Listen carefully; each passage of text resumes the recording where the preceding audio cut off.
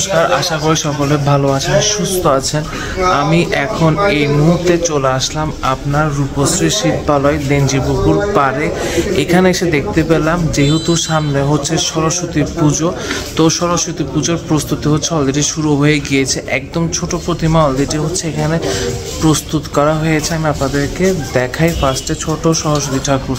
আপনাদেরকে ফার্স্টে দেখাই এই যে একদম ছোট সরস্বতী ঠাকুর, খুব সুন্দর।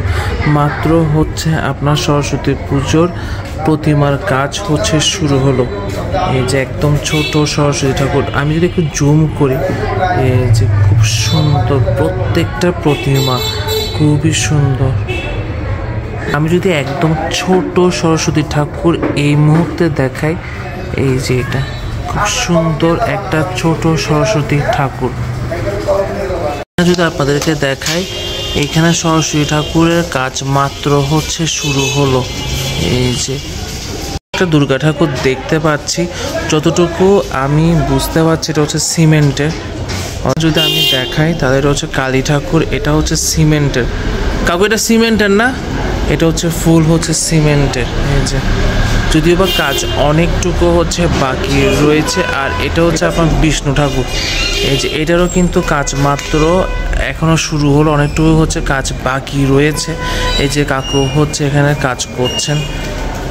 এই যে আর এটা যতটুকু আমি বুঝতে পারছি এটা হচ্ছে দুর্গা ঠাকুর, এটাও কিন্তু হচ্ছে আপনার সিমেন্টের, বাট এটার কাজটুকু এখনো অনেকটুকু হচ্ছে বাকি রয়েছে। দেখতে পাচ্ছি দুটো ছোট সরস্বতী ঠাকুর, একদম ছোট সরস্বতী ঠাকুর। দেখা কি সুন্দর মাটির কাজ, অসাধারণ।